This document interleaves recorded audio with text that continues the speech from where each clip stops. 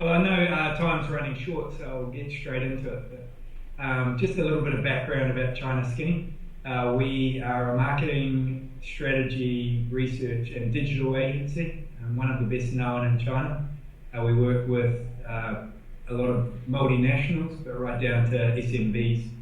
We have about 50 food and beverage clients, mainly from Australia, New Zealand, North America, and a few European clients.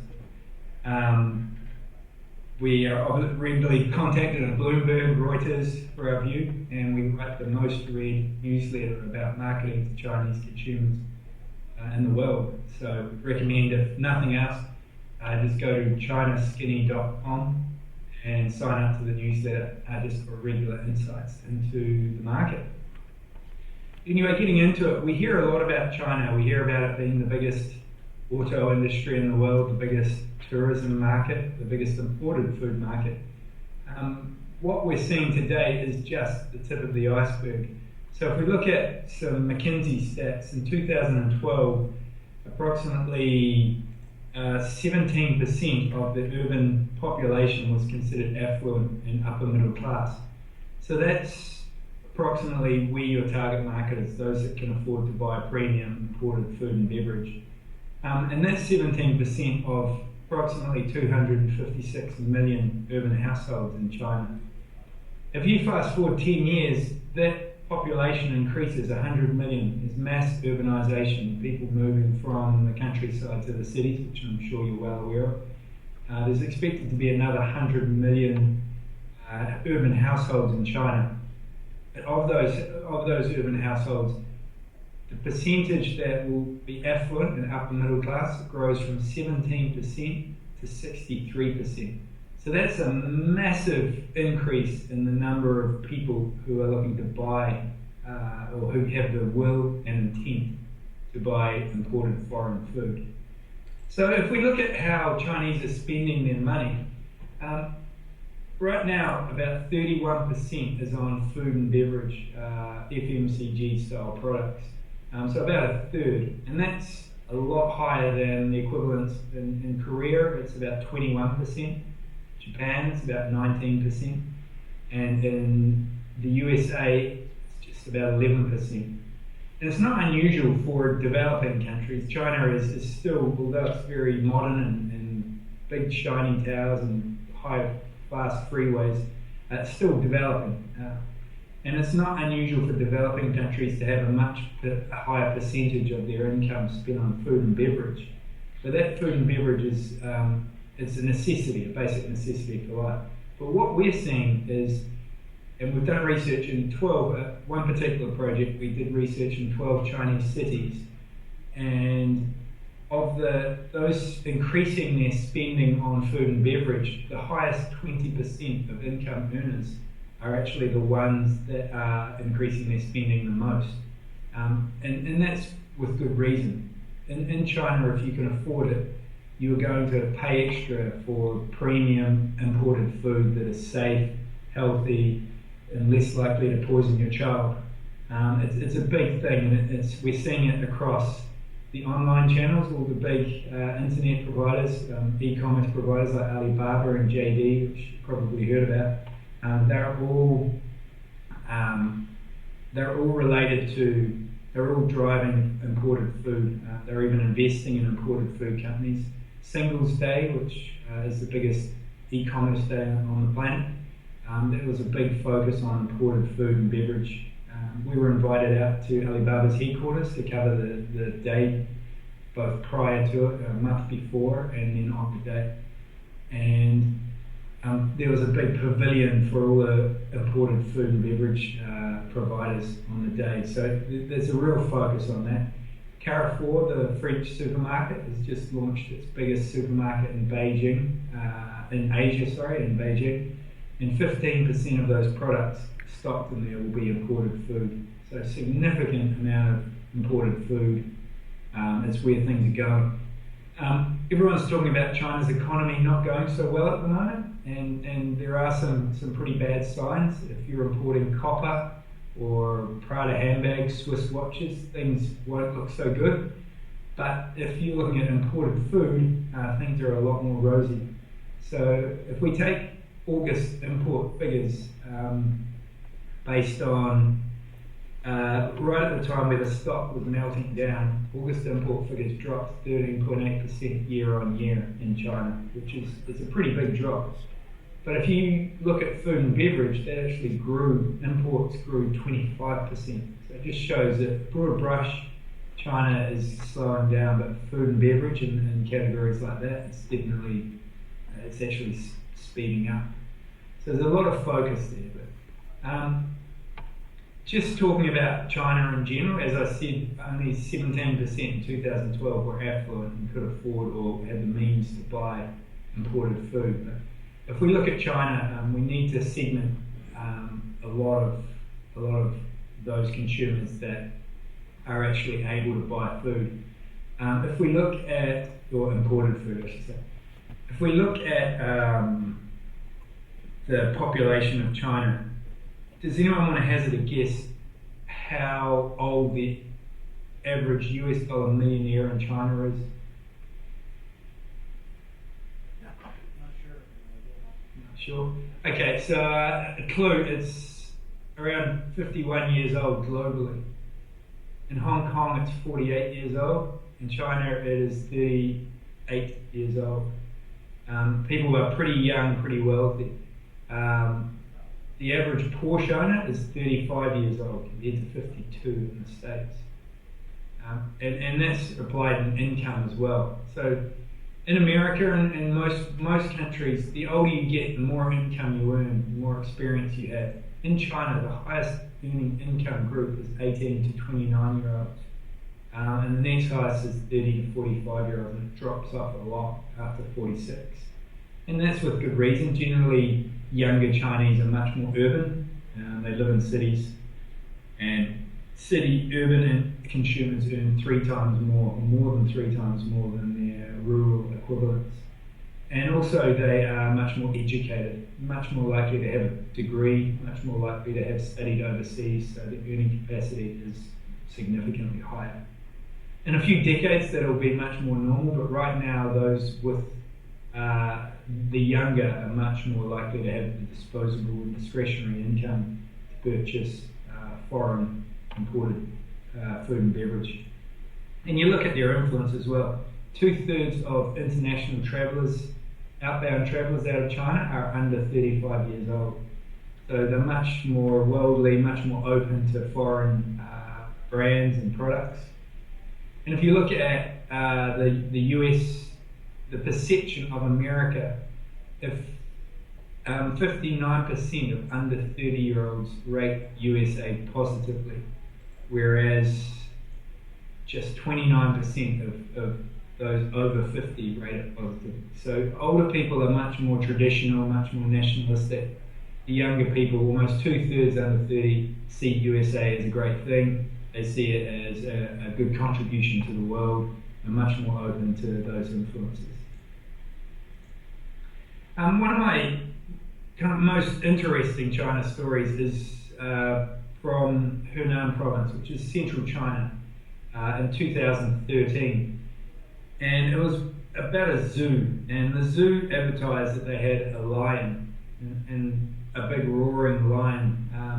Chinese love cute furry animals, and particularly lions. There's a lot of cartoons about lions. The movie The Lion King was an old favourite with Chinese. And so the news that this zoo had a lion was great for the local residents. And they came to the opening day in big numbers. People came from all around the province. Parents, grandparents bringing their child to the zoo. Anyway, on opening day, they're all wrapped up around this zoo, and the lion comes out and it starts barking. And the lion happened to be a Tibetan Mastiff. It looks kind of liony, but it's actually a dog. And that's not unusual in China. Right from an early age, there's a lot of fakes. Whether it be fake lions, fake beef and lamb that's actually wrapped meat, fake rice even. You can buy plastic rice. I don't know how they make money from that, but they have fake rice. But effectively, from an early age, Chinese are subjected to fakes. Some of them intentionally buy them, but in a lot of cases, particularly for food and beverage, they don't want to. So if we look at those fakes, for that reason, Chinese are a lot less trusting in their purchases, and they do a lot more research before they buy. So they're doing research across many more channels compared to their equivalents in the US and other Western countries, significantly more. If we take online reviews, for example, on average 44% of consumers in America read online reviews versus 64% in China, and it's similar for most categories. And if we look at the top categories, 5 of 8 of the top 8 are online, 3 of the top 4. So they're using online, and particularly the youth. So what's happened in China is up until 5 years ago, the main way you got information was through the traditional media channels such as newspapers, radios, television. And this is all controlled by the government. All the journalists are controlled by the government. You can't publish something without government approval. You can't even advertise on TV without having approval first. And then this thing called the internet came along, and it came along a little bit later in China than other countries, but it gave people a voice that they were unable to get anywhere else, and you could actually express what you thought without getting government approval. You can see what other people think without government approval. And so it's much more transparent and it's much more trusting. There are now some more regulations because it was getting so out of control for the government, but there's 95% of consumers trust something more if they've seen it on social media, with good reason. You can say good things, you can say bad things about a brand or a product on social media. It's very open and transparent. And if you look at the way they're getting onto the internet, it's mobiles are taking off. You can get a fully featured smartphone in China for less than $60. A really good phone. There's a lot of local manufacturers that are running on very thin margins and are selling smartphones. A lot of Chinese won't even access through a desktop. 89% of Chinese access through their smartphone. Online Chinese access through their smartphone. So 9/10. So everything you're doing online, you really need to think mobile first, and then think about desktop as a secondary. And WeChat is, you may have heard about WeChat today, it is the biggest mobile use or the biggest internet use in China now. It's an app, it's like WhatsApp that's just grown. You can do everything from ordering taxis to ordering food to checking your bank details to checking in for an airline. It's a very big social media tool. 570 million active users in China every month, and that usage is actually going up rapidly. 49% of people who downloaded the app used it last year daily. Now that's 2/3 of people who downloaded it use it daily. And it accounts for more than 50% of all online media, all online browsing time. Online internet time is just on this one app, WeChat. So it's become a phenomenon, and you really have to see it to believe it. More than half of Chinese access WeChat more than 10 times a day. So 55%, 10 times a day. And they read on average 7 articles with about 1,000 Chinese characters, which equates to about a novel every month for China. And they're spending a lot. $1.76 billion a year on lifestyle spending just through this WeChat, and that's growing. It's almost doubling every year. So significant part of the marketing channel here in China, something you should definitely consider. And 88% of WeChat users were born after 1980. So just getting back to that young Chinese, they're the ones that are influenced by the internet, and they're the ones that are using it. It's the easiest to reach. I did have a picture of a place called Xinjiang out in West China, and it's a predominantly Muslim population, quite conservative. It's entirely landlocked, mostly desert, and also home to the farthest point from the ocean in the world. It's also where they sell more bikinis per capita online than any other province in China. So really, if people were thinking about selling bikinis in China, they probably wouldn't think of Xinjiang. But it just shows that people can, you can sell to these people that you may not have thought of through online channels, such as e-commerce. I'm sure you've heard of Alibaba. There's a lot of online commerce going on in China, much more than any other country in the world. And it's good to reach these cities. There's over 300 cities in China with more people than Fresno. Masses of cities. My country, New Zealand, there's more than 120 cities in China with more people than the population of New Zealand. It's a significant opportunity outside the well-known cities such as Shanghai, Beijing.